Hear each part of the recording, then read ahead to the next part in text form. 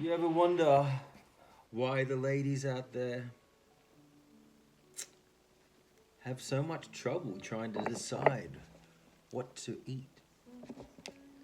Where shall we go tonight? Oh, I don't know. It was always stressful trouble trying to work out what the ladies want to eat. I think I found out the reason why. There's a root cause. Reading today Genesis 3. Because of this, they don't want to choose what to eat ever again. Now the serpent was more crafty than any other beast of the field that the Lord God had made. He said to the woman, "Did God actually say, 'You shall not eat of any tree in the garden?'" And the woman said to the serpent, "We may eat of the fruit of the trees in the garden, but God said, 'You shall not eat of the fruit of the tree that is in the midst of the garden, neither shall you touch it, lest you die.'" But the serpent said to the woman, "You will not surely die, for God knows that when you eat of it, your eyes will be opened, and you will be like God, knowing good and evil."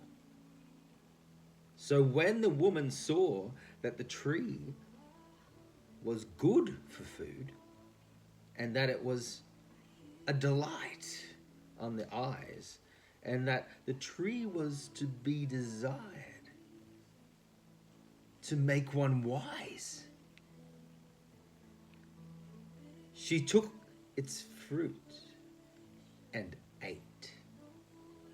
And she also gave some to her husband who was with her, and he ate. Oh, he was with her.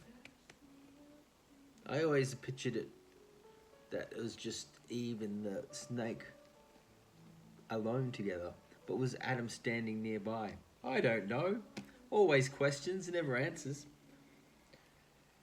Then the eyes of both were opened.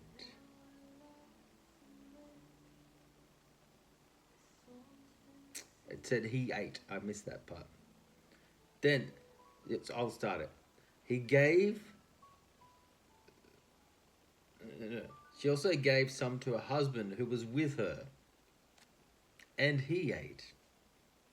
Then the eyes of both were opened, and they knew that they were naked. Hang on. My little bits are showing. And they sewed fig leaves together and made themselves loincloths. And I heard the sound of the Lord God walking in the garden in the cool of the day. And the man and his wife, hid themselves from the presence of the Lord God among the trees in the garden. They climb up the tree, maybe?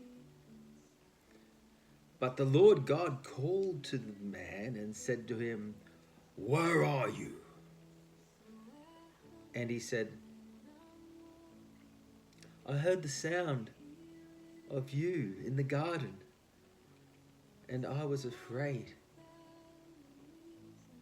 because I was naked, and I hid myself." He said, "Who told you that you were naked? Have you eaten of the tree which I commanded you not to eat?" The man said, "The woman whom you gave me, she gave me the fruit of the tree, and I ate it. Adam's like, oh, it wasn't me, it was the woman. Not just it was the woman, and yet it's her fault.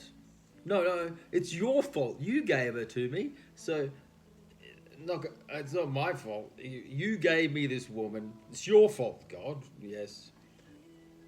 It's the woman you gave to be with me. She gave me the fruit of the tree, and I ate. Then the Lord said to the woman, "What is this you have done?" The woman said, the serpent, it deceived me, and I ate. The Lord God said to the serpent, "Because you have done this, cursed are you above all livestock, and above all beasts of the field. On your belly you shall go, and dust you shall eat all the days of your life.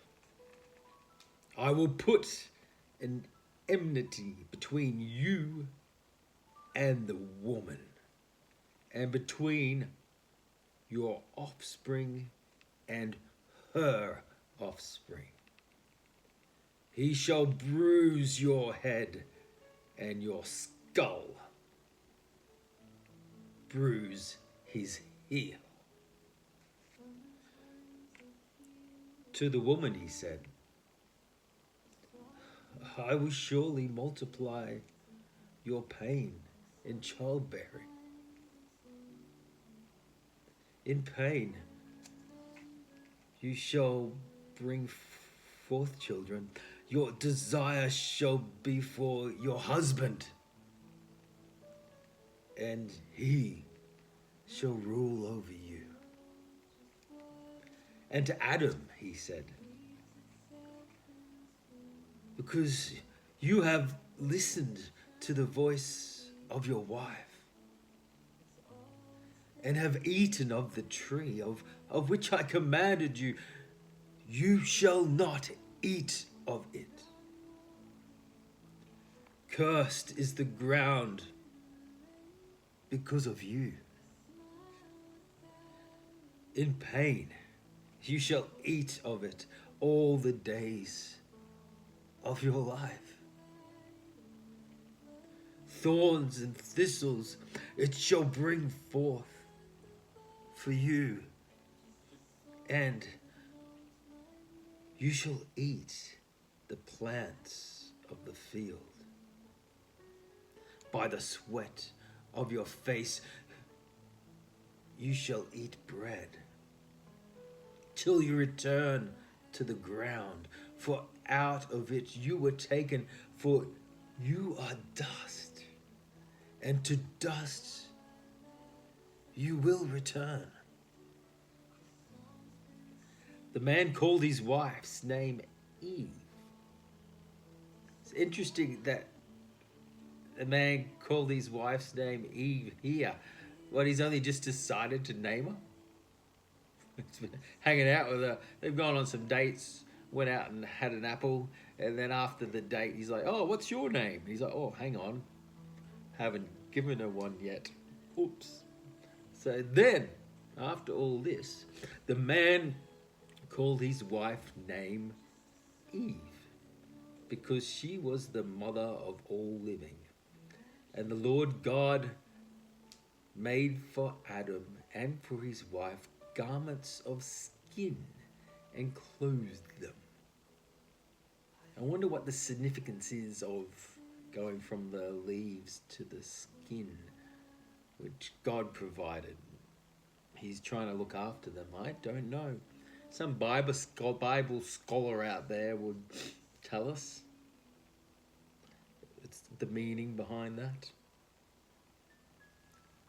The Lord God said, "Behold, the man has become like one of us in knowing good and evil. Now lest he reach out his hand and take also of the tree of life and eat and live forever.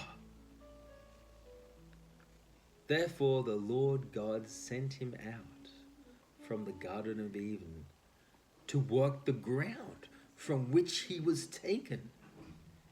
He drove out the man, and at the east of the Garden of Eden he placed a cherubim, and a flaming sword turned every way to guard the way to the tree of life.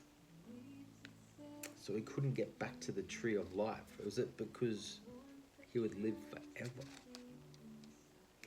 And unfortunately, he was not able to live forever now, because he was going to be living in a disintegrating state. He would be slowly disintegrating in who he was. And that pained God, I guess.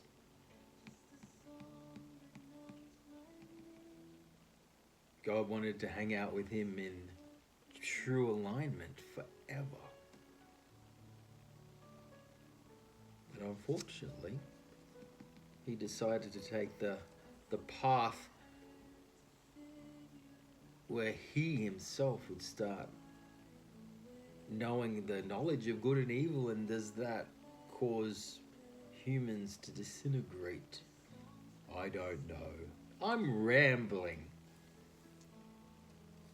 Come join me again if you like a bit of silly goose antics. I read the Bible every now and then, and I find that when I'm reading it to you, it causes me to ask questions, and then I will ponder those questions. I don't know. You tell me. Cheers.